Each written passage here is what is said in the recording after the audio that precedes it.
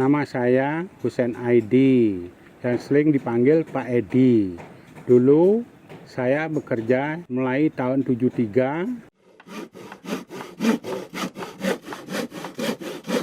di perusahaan kontraktor Sadukarya yang bertempat di Kerobokan, Denpasar.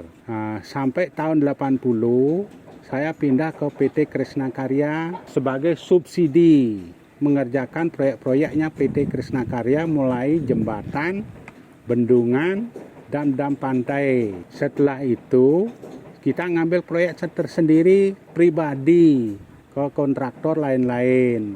Dimanapun ada pekerjaan di sana saya juga mau ngambil. Untuk selanjutnya sampai saat sekarang saya masih mengerjakan proyek di Kliki Tegalalang dan Klungkung dan Munang Maning Denpasar. Sedang berjalan saat ini. Untuk selanjutnya masih menunggu dimanapun saya siap bekerja.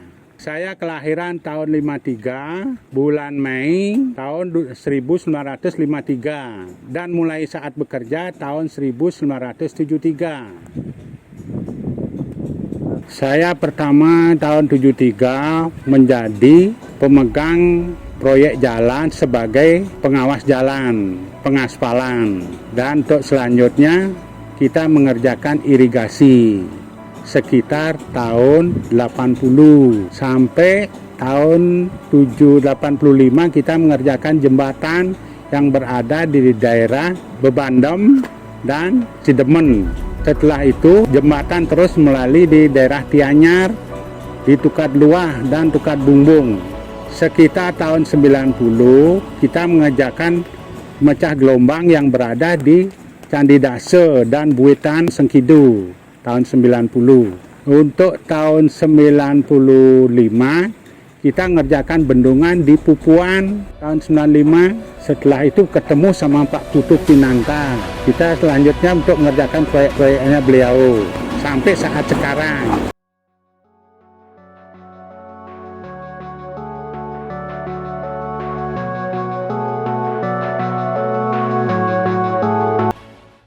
Dulu saya pernah dipukul Cokodo Ngurah Manik Parasare, masalah pekerjaan patung Ngurah Rai yang berada di Puputan. Tangannya patah, saya las dengan kuningan, sedangkan bahannya itu dari perunggu.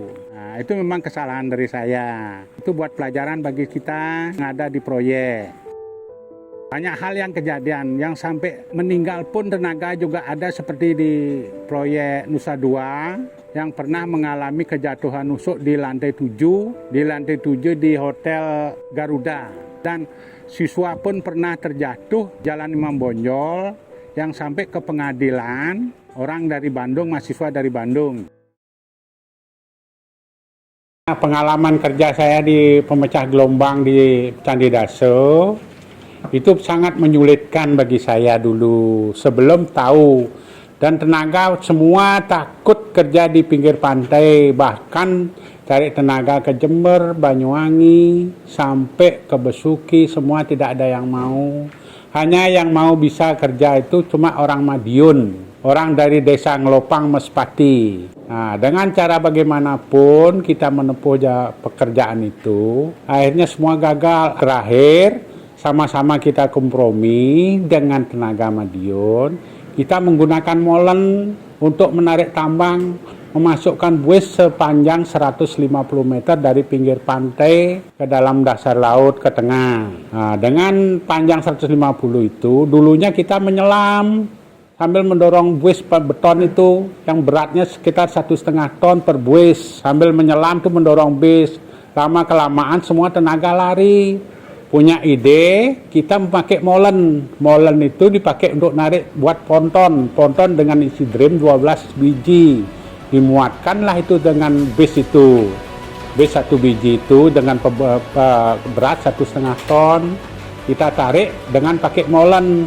Nah, sekarang baliknya kita putar talinya ke molen itu, bisa kembali lagi ke daratan. Begitupun seterusnya untuk membawa beton, batu ke dalam lahan laut itu kita menggunakan molen. Akhirnya di sana kita mendapat nama dari proyek Sungai Bali Nah, inilah pekerjaan suatunya Pak Edi yang mengerjakan pantai Candidase dan Nusa Dua. Itu menurut pengalaman saya yang dulu-dulu. Ada yang jeleknya juga mengerjakan jembatan di daerah Tembau. Kita terbalik menggunakan lanhub 2 kali gagal. Tembau Penakih dan Pasar. 2 kali kegagalan, lanhub kita lepas semua kena banjir. Dan situ harga terlalu murah. Sampai-sampai saya jual rumah tidak bisa mencukupi untuk membayar tenaga. Bencana itu dengan datang tiba-tiba dam dibuka di atas, kita kelabakan di bawah. Sedangkan harga terlalu nihil, akhirnya kita sampai kerugian. Tidak bisa membayar tenaga, akhirnya jual rumah. Itulah menurut pengalaman saya. Yang selanjutnya, ya kita pikir lagi bagaimana caranya bisa kerja dengan baik, sesuai dengan aturan yang ada, dengan harga-harga yang terjangkau. Membuat jembatan di daerah Negaro, daerah dekat Loloan, di sebelah selatan terminal Negaro, itu aneh sekali. Kenapa lanhub itu tidak bisa turun, membuat bis beton yang bulatnya kurang lebih 5 meter, itu tidak bisa turun. Sedangkan bagaimana cara kita tanya sampai dengan pemangku mengadakan joget bumbung, sedang ditumbuk dengan Efsa Patot tidak mau turun. Ternyata memang benar Pak Mangku menyarankan kita mencaru dan mengadakan joget bumbung. Ternyata kok bisa masuk besok paginya. Itu yang kita herankan, terlalu ajaib jadinya. Gimana kita bisa kok percaya, tidak percaya dengan saran itu. Nah, coba sama-sama kita pakai bagaimana enaknya itu. Saya juga pernah mengalami pekerjaan di Rumah Sakit Jiwa Bangli, di RJ. Itu banyak sekali kendala. Kendalanya gimana? Tenaga kok malah melongo, diajak kerja, melongo, dia ketawai orang gila. Kok sama-sama gilanya apa gimana tenaga saya ini? Kok tidak mau kerja, kok berhenti ngetawain orang gila, dia sendiri kok ikut gila. Malah kerjaan saya gimana? Untungnya pekerjaan itu dibantu oleh keluarga, dari istri saya, dari Bangli juga.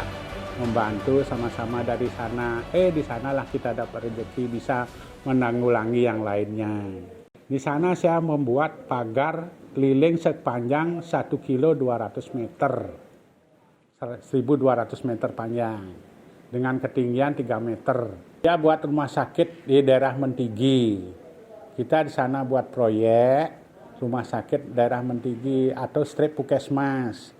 Nah, kesulitan kita di sana, bahan terlalu jauh, mengambil daerah Klungkung, angkut pun pakai sampah, pakai perahu, materialnya, semua pakai sak. Kita nyebrang dulu tidak ada pakai boot di sana. Itu pun kadang-kadang kita kena siram pantai sana, ombaknya besar, kita biasa pulang pun nggak bisa, hanya beberapa waktu yang kita diperlukan di sana. Pasirnya dikarungin mulai dari truk, itu dinaikin ke perahu itu. Sedangkan di sana kita kerja itu untuk air minum pun sulit, terasa asin semua, mandi pun begitu. Sedangkan dulu toilet tidak ada, gimana itu buang air ke pantai kita malah dimandiin kotoran. Memang kesusahan gitu, dari suka dukanya di sana kita kerja. Tapi saat sekarang sudah baik lagi, tidak seperti yang dulu. Saya di daerah Bali, kemungkinan proyek itu hampir semua daerah Bali. Kalau saat sekarang, saya ini mengerjakan 3 proyek. Pertama di Kliki yang sudah berjalan 1 tahun, dan sedangkan di Munang Maning dan Pasar, itu baru berjalan 1 bulan. Yang di Klungkung itu berjalan baru 20 hari. Nah, saat ini saya berada di Kliki pagi, dan paginya pun saya harus belanja, menuruti istri ke pasar. Jam 4 bangun, belanja untuk keperluan jualan istri. Langsung saya ke Kliki, istri saya juga jualan di Kliki. Nah, sesudah itu sekitar jam 10 atau jam 9, saya baru berangkat ke Klungkung melihat proyek di Klungkung. Dari Klungkung saya menuju ke Munang Maning sekitar setengah hari baru nyampe sana. Jam 4 sore saya kembali ke Kliki untuk mengambil istri saya.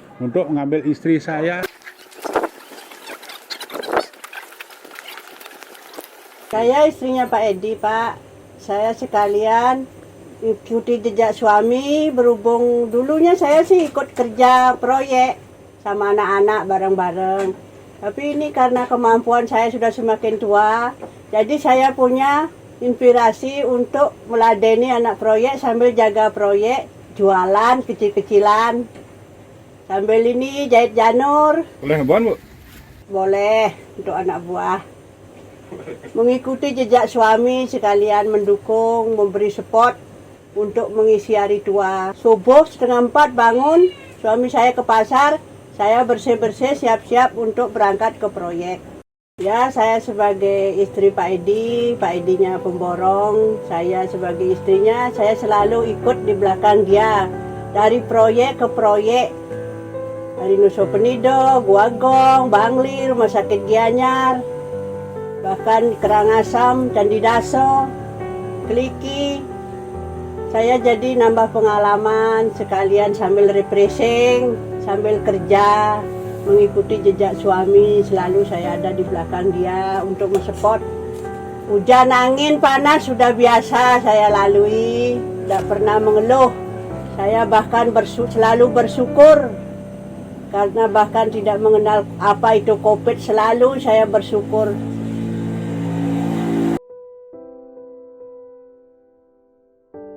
Wah, itu paling super rajin. Saya bangga punya dia.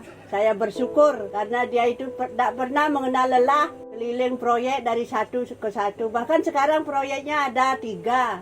Saya yang jaga di Kliki, anaknya di Munang Maning, dia yang keliling dari jam 3:30. Saya selalu semangat untuk ngisi hari tua. Sampai di rumah tempat saya di Sukawati sekitar jam 7 malam. Itulah jerih payah saya sekarang di proyek. Keadaan sampai tangan saya kebubulan naik sepeda motor karena terlalu payah. Nah, mudah-mudahan ada imbalan dari yang atas, gimana mudah-mudahan ada kebaikan, bagaimana caranya. Ya, mudah-mudahan saya mesti sehat untuk selanjutnya bisa kerja kembali. Ya, karena saya nggak ada pikiran macam-macam, saya fokus hanya kerja saja.